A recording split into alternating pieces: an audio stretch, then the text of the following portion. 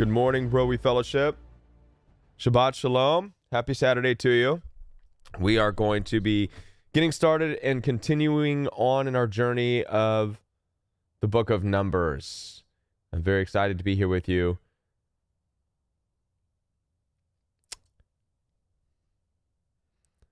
Happy Saturday to you. Like I said, Shabbat Shalom. It's good to be here with you. And we've been following along in the book of Numbers for quite some time as we are following as Moses has been leading the people through from Egypt into the territory where they're going. They've had to relearn everything. And I'm going to go ahead and fix the audio real quick. Good morning. While you're coming in, go ahead and say hello. Let everybody know where you're from. And we'll go ahead and get started. And before we do, let me just say welcome to you. And I hope you're having a fantastic morning so far. As I said, we are in the book of Numbers, and Shabbat Shalom, everybody. And I'm going to go ahead and open up in prayer. Before we continue on, we are going to be in chapter 11 of the book of Numbers. So if you have your Bibles, go ahead and open them up. And let's go ahead and open up in prayer, and then we will continue. Heavenly Father, thank you for this morning. Thank you for your presence in our life. Thank you for the direction and the course that you are leading us away from oppression, away from abuse, away from the toxicity, Father God, that holds us down, stunts our growth in this life. We ask, Lord God, that you would be with us and push us and drive us into a better place. And everybody says, amen. Now, so far in our journey, we've been seeing God lead people through Moses. We've seen the formation of what looks like this nation so far and to this point. And really what the book of Numbers is about taking a census of all the people and what this looks like, organizing the people. One of the biggest takeaways that we see God doing as far as forming the nation of Israel is understanding, and this is important for you and me, understanding the inherent differences of people regardless of even a nation. So this concept and this idea of complete absolute unity, which is what a lot of people strive for in this life. It's what, especially in the U.S., it's a big deal. We've got to unify, yet we can't. Why is this?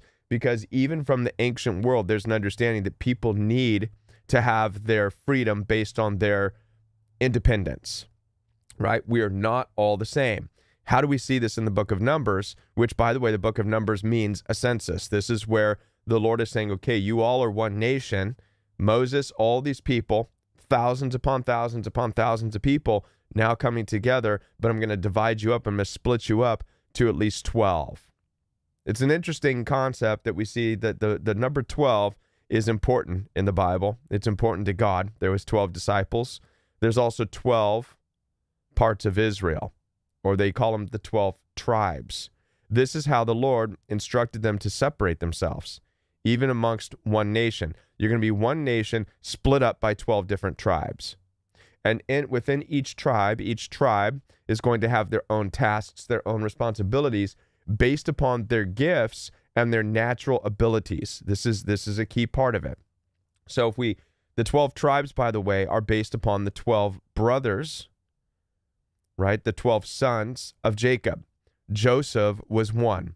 Joseph was the one brother thrown into the pit who ended up saving all of them, right? He was the one that all the brothers bowed down to. However, what's interesting is the other brothers uniquely had their gifts that they grew into over time. The Levites, right? The Reubenites, Reuben, Levi, they had strengths, they had weaknesses. Some were fighters, some were warriors. Others were more disciplined and skilled in this and that. Some were more in tune with God and priests and ministry, right? But God divided them up so that they can be within their own kind within the nation, based on their heritage, based on their lineage, as opposed to just having everybody just mingle together. They had their own camps. So another way to look at this is the formation of a nation split up by states, but instead of states, it was tribes. And allowing the states or allowing these tribes to operate in their own way, all while being together. All right. So this is an interesting concept, this, by the way, this concept is something that has been fought for and continues to be fought for. So, for example, one of the things in the United States, we've come out of this, is we see that even though there's a United States, which is one nation under God, there's always a push, and you'll always see states saying, we don't want to fall under that, right? So, for example, if the nation says we want to mandate these things, the states have a right to say, no, we're not doing that. All right? Doesn't matter how many other states over there are doing it. This state's not going to do that. It throws a lot of people off. A lot of people can get angry and upset. Well, that state's not following law. Well, this is it. And by the way, a lot of, when we go back even in the history of the United States as a nation, that was a lot of what the Civil War was about. So many people think that the Civil War was only about slavery. It was not. It was about certain states saying, we want to form, and we don't want to be under what you tell us to do. We want to do things differently. There was almost a pulling away, and I believe perhaps at the time they thought that they were trying to even form a new nation. So they made up just excuses to go to war, right? So there's always a pull. But in this case, in the book of Numbers, God did it for them. You all are one nation, but you're going to be split up by your tribe. And you're going to do things differently than that tribe over there because you're different. However, you're all going to share these things in common. So watch this. The instruction on how to live, if you look at the order of things, the book of Leviticus, which went over the basic laws, the fundamental laws of God, that was prior to Numbers. So the formation of the laws that all people should follow was made first. Then the allowance, if you will, of people splitting off into their own tribes. So they all basically followed the same rules. They all basically had the same understanding, but they were able to be with their own people. Does this make sense? This way, oppression could not occur. This way, there was no worry of people uprising, saying, this isn't fair. We have to do this, that, and X, Y, and Z and be like Joe Schmo and do what they're doing. That's not fair. It's not right. Why do we, God squashed that and said, no, you don't have to look exactly like that. You do you as a tribe, as a people, as a state, as your section. But but the important things should all be observed and acknowledged. And this is where we are in the book of Numbers. I'm going to go ahead and change the screen. So if you have your Bibles, let's go ahead and open up chapter 11. We're moving on from, that's where we were talking about the tribes, the formation of the tribes, the census that was being taken. Now, in chapter 11, if you have your books open, now the people complained about their hardships in the hearing of the Lord. And when he heard them, his anger was aroused. So people would always grumble. That people grumble today. There's always people grumbling about their hardships and how hard life is, and I've got to do work, and I've got to do that. Life sucks, blah, blah, blah.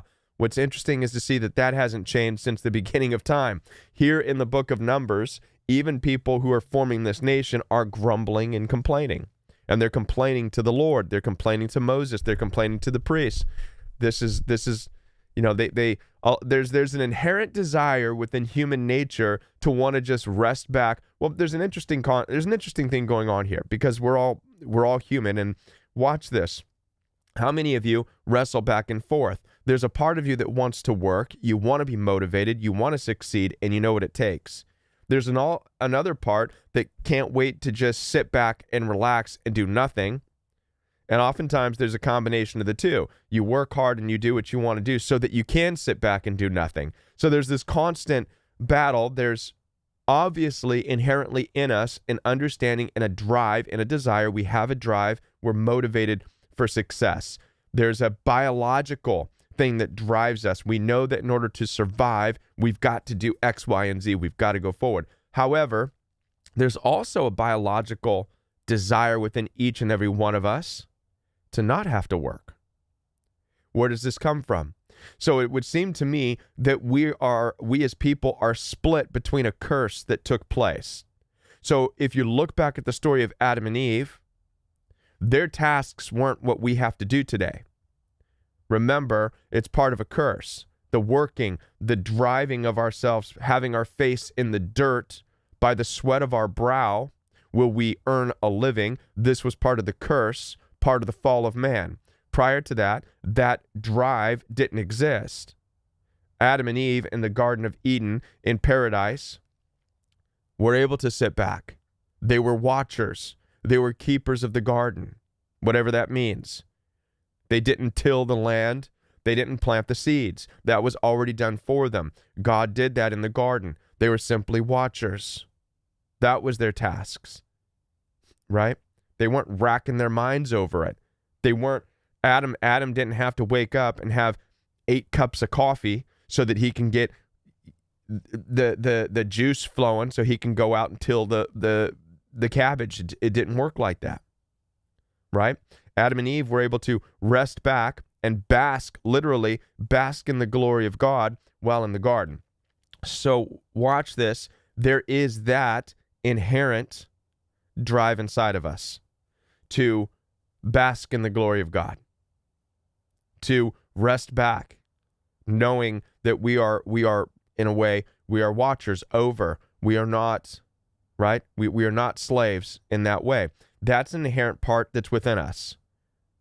Okay? It's part of our DNA from the beginning. But watch this, because of the curse, and then the instructions, which is because of the fall, because you've done what you've done, now your numbers are limited. You're in this place, this prison that we call earth. Earth is, in fact, a prison. It's a punishment. It's a temporary prison. We're thrown into this place, and in this place, you will earn, and you will work, you will toil. And if you don't, you just die sooner. So as an adaptive way of living, humanity has worked in order to eat, in order to survive. So this now became a part of our DNA as well. So now you can see the war within us and how it's split. A part of us is meant to rest back and bask in the glory of God, versus a part of us that now understands we're driven for success and we want to work. And this is why we have times, we have swings, if you will. Sometimes we want to work super hard, and sometimes we can't help it. We want to enjoy, we want to relax, we want to bask in the glory of whatever. All right? So it seems to me, in the beginning, Numbers 11, verse 1, now the people complained about their hardships in the hearing of the Lord. What they're saying is, we don't like this work part, right? And when he heard them, his anger was aroused. Then fire from the Lord burned among them and consumed some of the outskirts of the camp. When the people cried to Moses, he prayed to the Lord, and the fire died down. So that place was called Taberah, because fire from the Lord had burned among them. These people had a connection with God and were able to see things that we have not. Qual from the Lord, right? Verse 4, the rabble with them began to crave other food. The rabble with them. Interesting concept, the rabble with them. Rabble meaning people with them that were not in alignment with the instructions. And again, the Israelites started wailing and said, if only we had meat to eat. We remember the fish we ate in Egypt at no cost. Also the cucumbers, melons, leeks, onions, and garlic. But now we have lost our appetite. We never see anything but this manna. The manna was food provided by God when they were moving from place to place. So this is an indication that, and for many of you, we know that in the book of Leviticus, which was prior to this, God was giving them instructions on the animals that they can eat, right? The vegetation and the animals they can eat. We've already been through that. So many of us are probably scratching our heads saying, but why are they now here eating manna, right?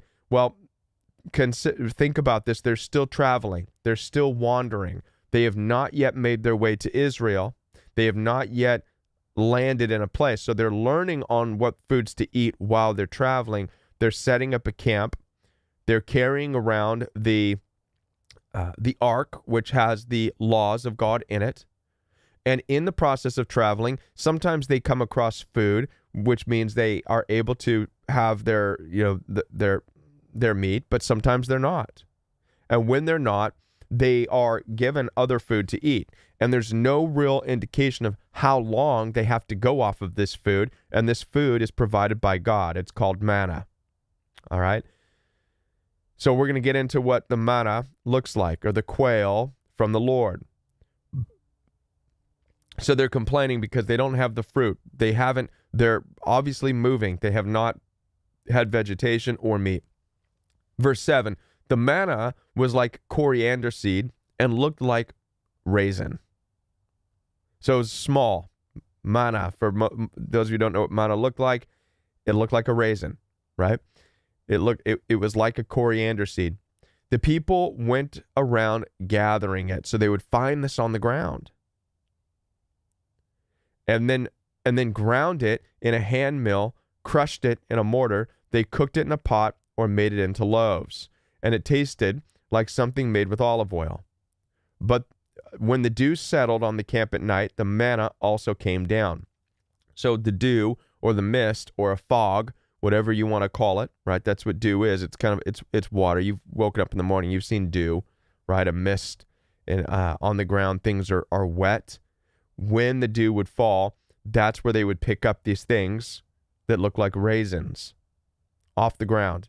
And they would grind them up. They would mash them up. Basically, it says that they would get creative on what to do with these things. They knew they can eat it, but they probably got tired of just picking it up and eating it. So they're like, well, can we mash it up? Can we make bread out of it? What do we do with this little thing, right? So they were being creative, making it into bread, trying to grind it up, trying to do whatever they can to fix it up, because obviously they weren't happy with it. Well, it tasted something like, if you look at what it tasted like, it says that they cooked it in a pot, made it into loaves. It tasted like something made with olive oil. Tasted like olive oil. So basically what it's saying is it didn't really have much of a taste at all, right? When the dew settled on the camp at night, the manna also came down. Moses heard the people of every family wailing at the entrance to their tents. The people were not happy. When you imagine people wailing, I mean, they're wailing. They're just crying. This sucks. Life sucks, right? They weren't happy. This is, yet again, they're complaining about how in Egypt, even though they were oppressed, even though it was an abusive, toxic situation, they are looking back and remembering the access they had to whatever fruits, whatever vegetables they wanted. The outside things that feel good to people. They had meats, they had fruits, they had vegetables, they had their debauchery, right? It's interesting to me that many of us coming out of toxic relationships have experienced this. You can be in an environment that's completely toxic. It's abusive. The violence and the hostility ramps up in your life. And so you make a decision to leave. When you leave, life does not seem good, does it? How many of you can understand this? You go without. Suddenly, the things you had in the toxic relationship, even though it was abusive, right? You're missing. And it can cause many people to look back and say, wow, even though I was abused in that relationship, the person who abused me had lots of money and would take me places. I haven't gone anywhere in a long time. And as a result, you can miss that relationship simply because you're parting ways with things that you enjoyed. It's no different than it was here in the Old Testament. These people were grumbling and complaining because they desired the things they once enjoyed, even though they hated the oppression. This also plays into the addiction of human nature.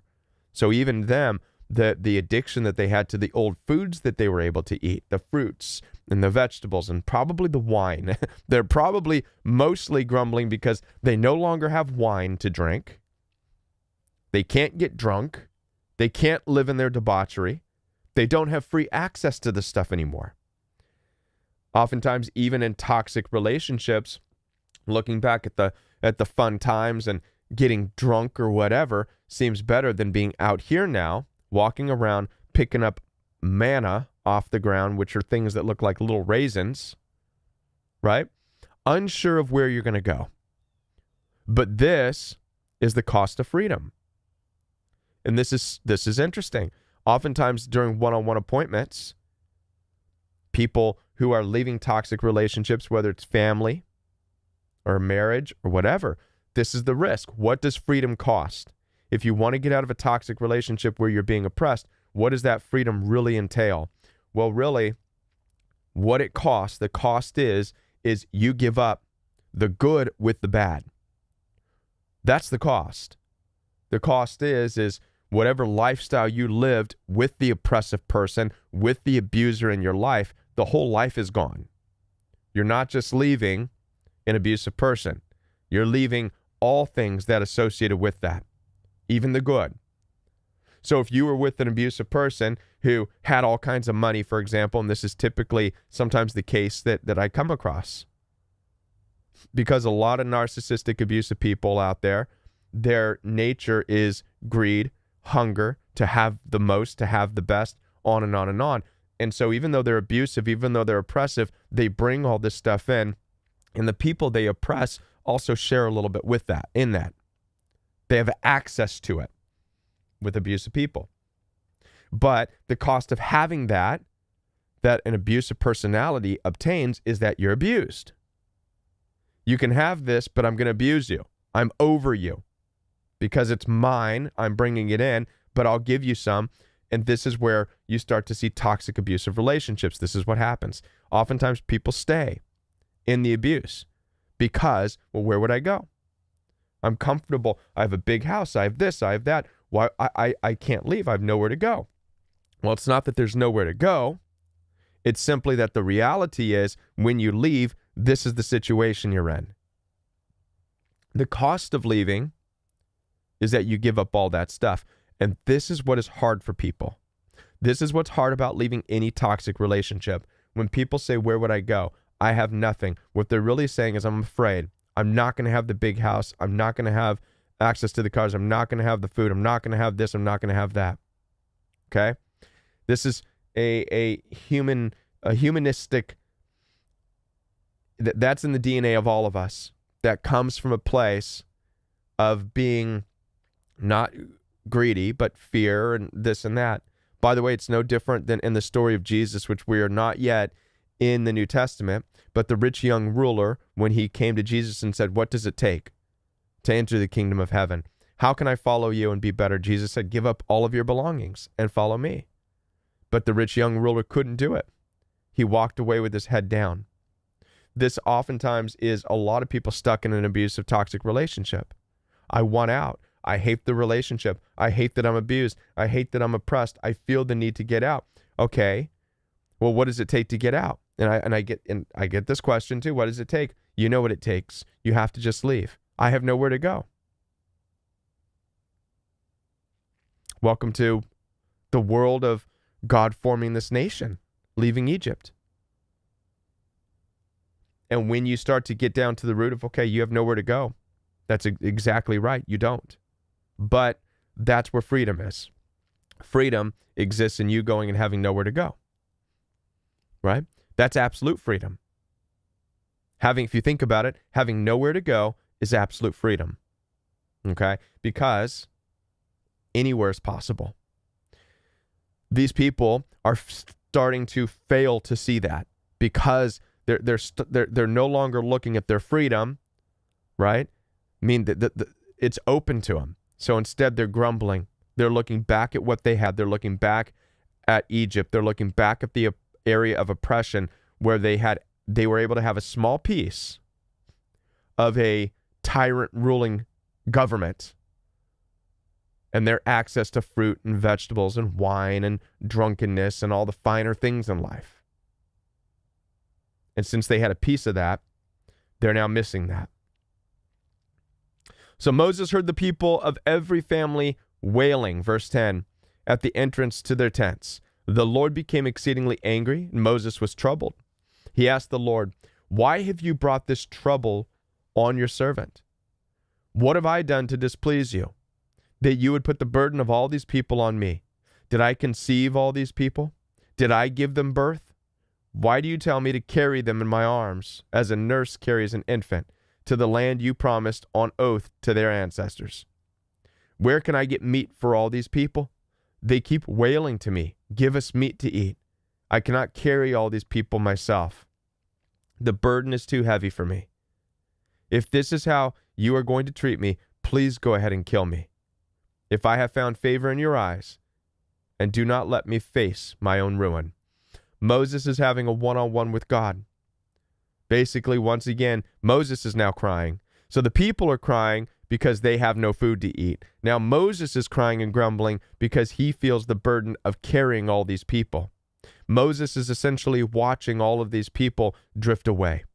People are losing focus. People are no longer excited about moving into a promised territory. The people are now wanting to go back to a toxic relationship. How many of you have had friends and they've come a long way, or maybe a mother, or maybe a father, or maybe a parent who's come a long way, gotten away from somebody they shouldn't be with, and then they start to go back, and you're you know what I mean? You're losing that grip. We've come so far.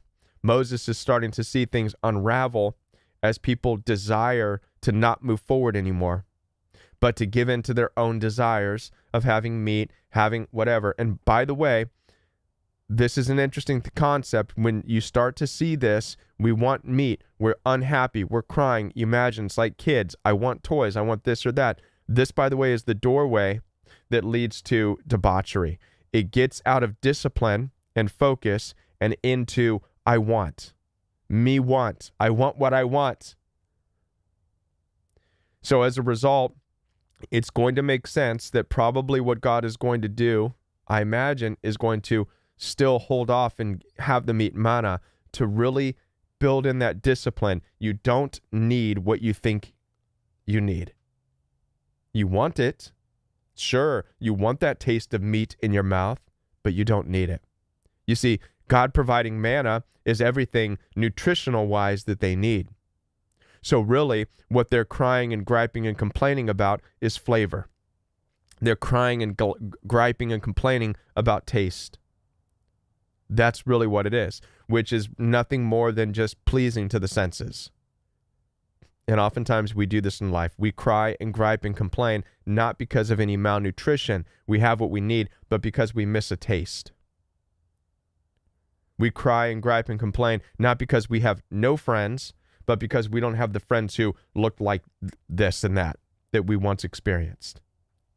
We cry and gripe and complain, not because we are lacking in life with love, but because it doesn't look like what we experienced in a toxic relationship. This is what the people are starting to do. Moses feels like he is losing in this battle of people who are desiring what they once had.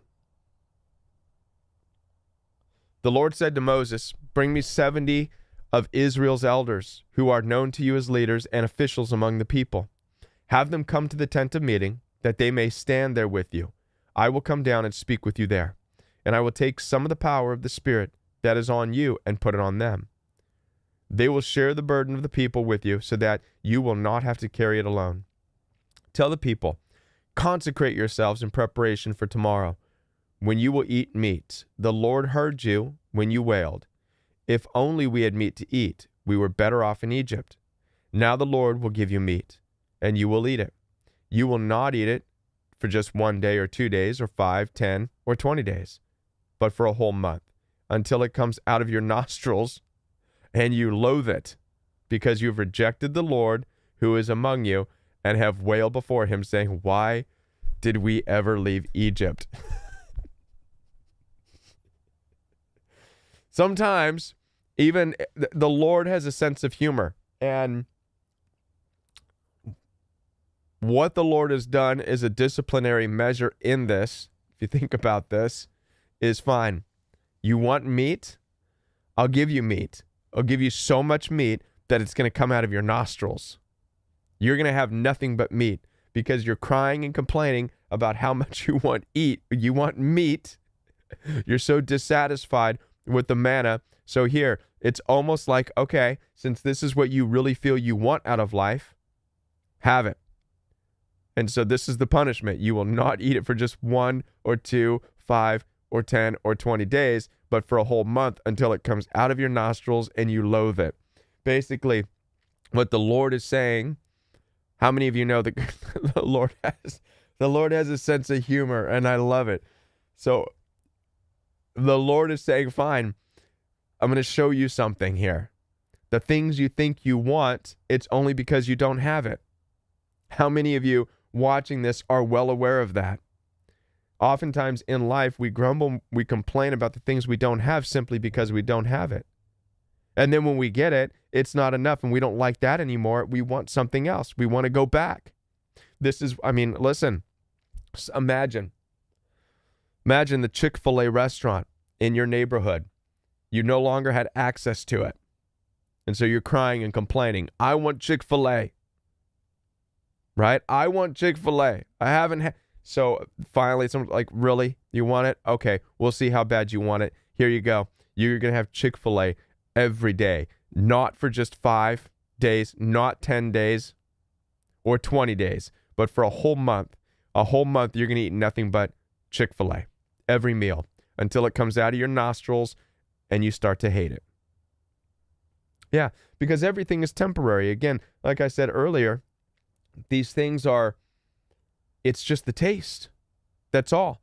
It has nothing to do with whether it's nutritional or not. Again, God provided all the nutrition they needed with the manna, with these little things that look like seeds. But because these people have experienced and tasted a finer thing, a finer tasting thing, their senses now, their senses and their tongue wants to desire this thing that they once had. It's not about nutrition. It's simply about this taste. And if we're not careful, and if we don't discipline ourselves to squash that and say, okay, it's just a taste, it's just something I want, and it doesn't matter if it's with food, it could be with sex, it can be with whatever, because that's really what's going on in relationships, right? And the things that we desire and the things that we miss. And so as a punishment, the Lord is saying, fine, I'm going to give you what you want. How many of you have heard that saying, be careful of what you ask for because you just might get it, right? So you think you want it. You think you want to eat meat because you miss it so much until the Lord does this. Fine, I'll give you meat. I'll give you meat, all right. Not just for a day, not 2 days, 5 days, 20 days. You're going to live off it for a month, and then we'll see how much you want meat after that. Nothing but meat coming out of your nostrils. Why did we ever leave Egypt? They're not happy, right? Verse 21, but Moses said, here I am among 600,000 men on foot. And you say, I will give them meat to eat for a whole month. Would they have enough if flocks and herds were slaughtered for them? Would they have enough if all the fish in the sea were caught for them?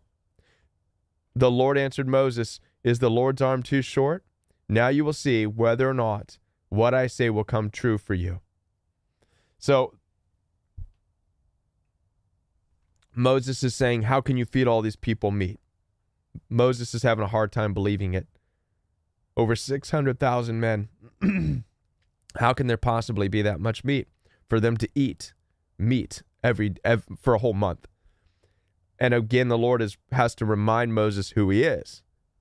The Lord, after all, created the world and all things in it. And so for the Lord, what is it? What is it to provide meat for everybody for an entire month? It's nothing. It's not, it's just a thought.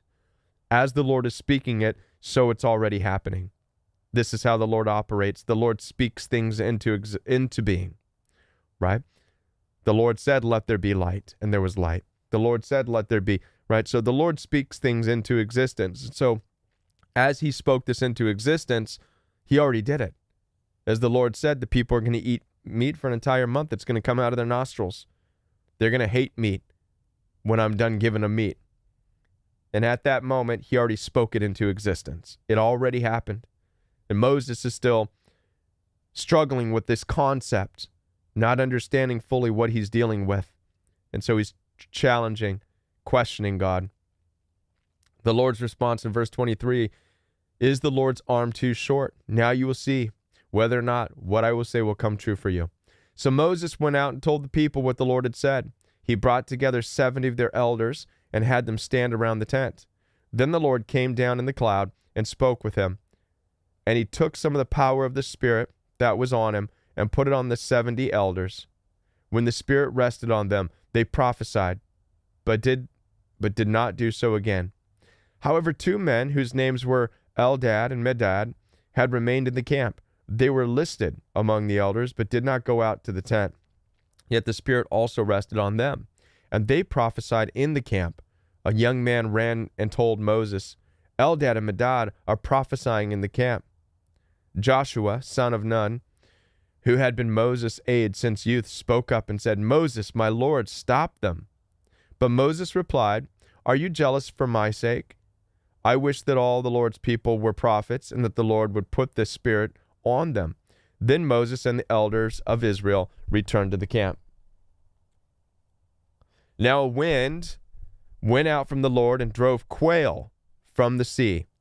It scattered them up 2 cubits deep around the camp, as far as a day's walk in any direction. All day and night, and all the next day, people went out and gathered quail. No one gathered less than 10 homers, and they spread them out around the camp. But while the meat was still between their teeth, and before it could be consumed, the anger of the Lord burned against the people, and he struck them with a severe plague. Therefore, the place was named Kibroth Hattaavah, because there they buried the people who had craved other food. From Kibroth Hattaavah, the people traveled to Hazeroth and stayed there. So with the quail, with this meat, the Lord had stricken many of them down with a severe plague, with sickness. And obviously, when you eat meat, there's always a risk of certain illnesses and certain sicknesses involved in that. One of the things that we need to understand, and I believe that this is also a lesson for the people, is that when you are taking what you're given and it's working and it's healthy, when you cry for more, there's always an inherent risk in that. The Lord, as a result of the anger burning because they were not satisfied with the manna. Again, God gave them everything they needed to keep going, to stay focused, but they cried and they complained it wasn't enough. It's never enough. So the Lord gave them exactly what they wanted, which was meat and everything that comes along with it, including illnesses and sicknesses that oftentimes come with eating meat. How many of you are aware that even no matter what we eat, if it's not cooked properly, you're going to get some bad things going on. Doesn't matter if it's pork or beef or whatever, right? Fish. You're going to get things that inherently that didn't exist within the manna. But the people were not satisfied with the manna. They wanted the meat. And so as a result, they got everything that came with having meat. But in the scripture, it indicates that it's part of the burning anger of the Lord, saying, you want this, you're not satisfied with what I've provided for you, fine, here, have what you want. Have it for a whole month. It's no different for those, if you, going back to the comparison, I want Chick-fil-A, right? Okay, fine, have Chick-fil-A for a month if you want it so bad, right? And obviously you would get sick. You probably would have some plagues eating that every day. Something would go wrong, right? I never watched that movie of that guy who ate nothing but McDonald's for, I don't know, what was it, a year? There was a documentary. Started forming all kinds of sicknesses and illnesses that had to be undone. But that wraps up chapter 11 in Numbers. Once again, very, very thankful and grateful that you are all here. Shabbat Shalom to each and every one of you. I hope that you all have a good rest of your afternoon. We're going to be back here. We'll be back here next Saturday, next Shabbat, continuing on in our journey as God is leading a group of grumbling people to a better place in life. People who are not satisfied with what's been given to them. People who are looking back and longing for what they had in the toxic environment, right? Blessings to each and every one of you. I will be available for anybody who needs an appointment tomorrow, not today. Enjoy your day off. You can schedule one-on-one time if you need so down below in the description box. And with that, we'll be back next week and next Shabbat right here on Roe Fellowship. Have a blessed day, everybody, and we'll see you next week. Bye.